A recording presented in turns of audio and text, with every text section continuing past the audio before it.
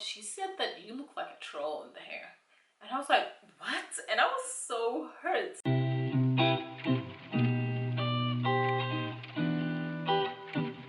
Hi guys, welcome back to my channel and a new video from me. So happy you could join me here today because today I am going to talk about my 4C teeny weeny afro. Specifically, I am going to talk about confidence in your 4C hair, and hopefully by the end of this video I will have been giving you some tools that can help you get a better relationship with your 4C teeny weeny afro. And if you are one of the 4C girls who absolutely love your hair, good for you. You can continue watching this video and just nod in agreement, or you can click up here and watch some of my other videos. So let's be completely honest, hair textures that are a bit looser, on the silkier side, it's a lot of 4C people that put that type of hair texture on a pedestal. And really the only proof we need to look at is to see different natural hair pages and YouTube channels and look at what type of pages get the most likes, the most comments, the most subscriptions, followers. It is usually pages that show hair that is looser than 4C hair. So I think it gives an indication of what people like to see and what is preferred. And if you have hair that looks completely opposite from that, that can really do something towards your self-esteem, because it's very clear from a young age, when you grow up in a world that praises a certain type of look, that you understand, okay, I'm not that. What can I do to emulate that look? Because it really does matter to have representation and see yourself in images that people look as beautiful or competent or smart or any of those positive images. And confidence with my 4C hair is something that I've been working with consistently for a very long time, and almost have to relearn again as I did my big chop and grown out my 4C hair, and I'm absolutely loving it. And I would really love for everybody to feel this comfortable and happy in their own hair texture. So that's why I thought I would share some of my tips, and yeah, hopefully you think they are helpful. So step number one, and I think this is the most important step, is to reprogram your brain.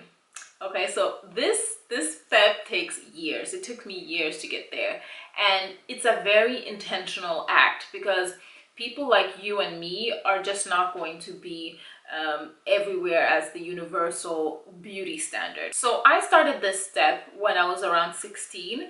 I basically changed my reference of beauty from Eurocentric images that I saw on TV, because I was a big TV watcher, to black ladies on YouTube doing hair, basically. This was back in 2008, so the natural hair community was still quite small, and a lot of the creators that I watched looked like myself.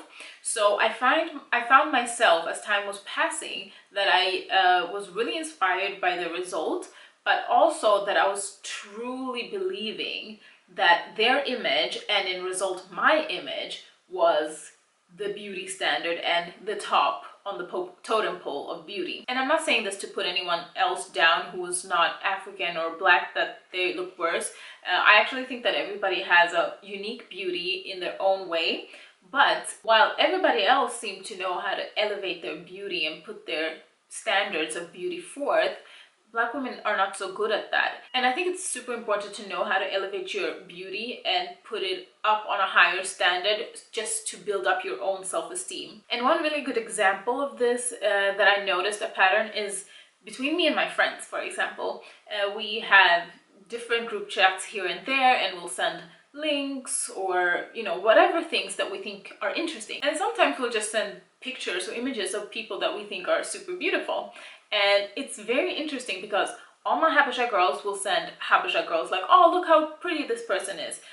All my Ugandan friend will send Ugandan girls, look how pretty she is. My Algerian friend will send Arab looking women, and look how pretty this one is. I'll send Tanzanian women and be like, look how pretty this one is. And I'm like, wow, it's super interesting how we all send our own images. When we look for inspiration or look for whatever images, we always stop on our tracks, apparently, on people that kind of reminds them of themselves. And I think that that's super natural and super normal, because I would be like, if one of my friends kept sending images and fawning over beauty of people that look nothing like them, I'd be like, girl, are you okay? Are you alright? Do you like yourself? What is wrong with you? Are you normal?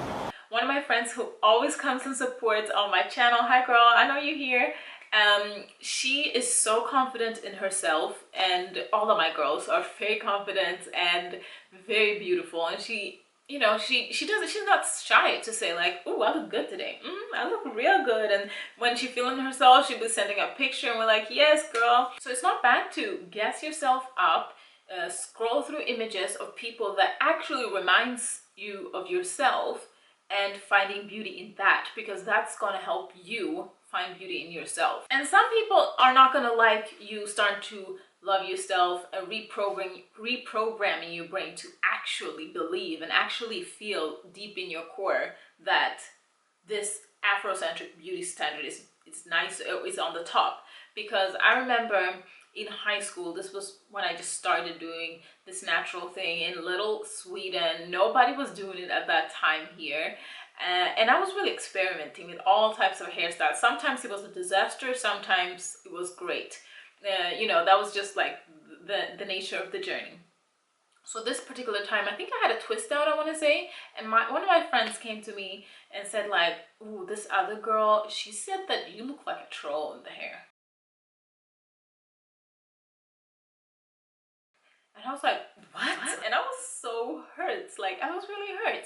But I didn't say anything to her. Instead, I was like, now I understand. Now I know people are trying to bring me down because I got 4C hair and they're not used to seeing my hair out, in twist out, whatever.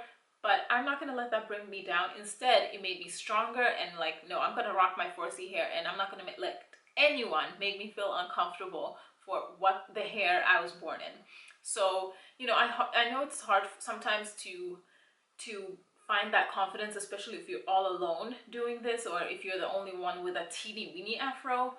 But you just really have to try to find your inspiration sources and remember them and feel like they're reflected in you, and then just slowly build your confidence with that. Tip number 2 is to wear your 4C hair out regularly. Like, try to wear it in different hairstyles often out. This tip is very important because I even know from when I have braids, let's say for a month or 6 weeks, and when I take it out, then it's like I have to get used to having my natural hair again, because I'm not used to seeing my hair like this. And sometimes this can give like a grandma look. If you don't have the right cute outfit with, you can look like a little grandma, whereas the long braids will give you a chance that you can kind of wear whatever and you still like look kind of cute. I go everywhere like this and I get a lot of compliments. People really love this look, and it's not my job to decipher whether they're genuine or not. I just know that I love the way I look in this hair. It's also important to wear your natural hair out a lot, because a big hurdle can be like how you think that people will perceive you. And if they're not used to seeing you in a teeny weeny afro, you might be a little bit worried how they will look at you. If you wear your natural hair out a lot, they're gonna think like, oh, this is normal for you. You know, it's not gonna be a novelty, it's not gonna be a discussion or you know, questions about your hair. It's just you, because this is the only way they're used to seeing it. And then eventually it's also gonna be the way you see yourself, and it'll just be normal. Basically, it's about normalizing your 4C TWA afro to the point that you couldn't even see yourself in anything else. The next tip is going to be about dating. I know, juicy. So if the guy you're seeing is not massaging your head, if he's not rubbing your scalp after the big chop, I don't know what you're doing, girl. If he is not have randomly a big smile on his face just because you're fluffing out your 4C teeny weeny afro, he ain't it. If the guy doesn't seem to like your hair or your natural hair pattern, he prefers to see it straightened or braided away, tucked away in some way, you're missing out, because it's not good for your self-esteem to be with somebody that just doesn't seem to like a natural part of yourself. And it can lead, if you already have a bad foundation of confidence, it can lead to you also losing confidence in yourself even more. And if you're looking for somebody right now, you're looking for that perfect guy, don't be sad if you feel like nobody's checking me out, because everybody, I mean everybody has someone for them out there. Honey Boo Boo's mother has a man, okay? There's gonna be somebody for you. Instead, you should just focusing on leveling up, get your head in the books, get a good job, you know, work on your inside, on your inner peace, inner love, all of that. Because when that is cultivated within you, you will just exude confidence. You will just exude like, ooh, who's that? You know, and all the good guys are just gonna flock towards you. They're just gonna be attracted to your aura, and you don't even have to worry about that. I truly find that when you're not looking, when you're just working on living your own life and improving yourself, that's all of a sudden they're falling at your feet. So really, really try to focus on you and leveling up your game and making yourself the best person you can be, and that will sort itself out. Because tell me, is this not cute? You know, you wear a cute outfit, a little bit of earrings, a little bit of lip gloss, and you know, you'll just shine. Anyway, there's a special beauty with having this look.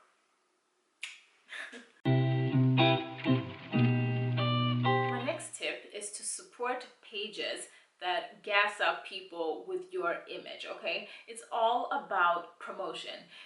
Which pages are supporting your image, your face, and gas them up, because that will help in the reprogramming of your brain, which was the first step I was talking about. It's all about promotion. It's all about like what is marketed out to us, and you have to choose those pages that are really focusing in on people that look like you and have your hair texture.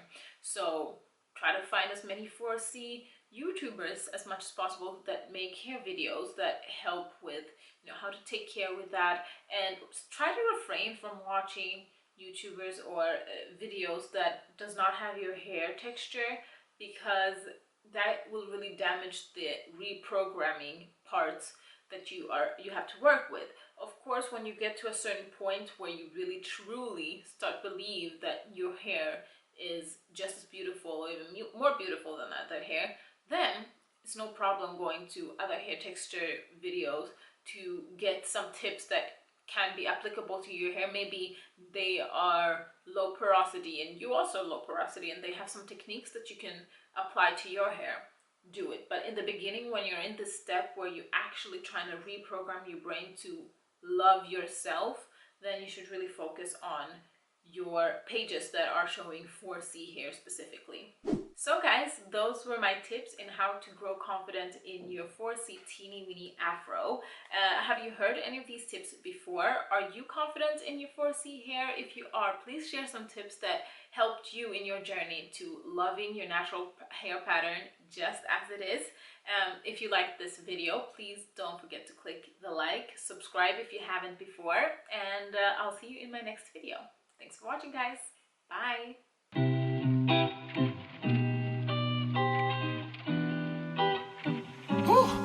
Yeah.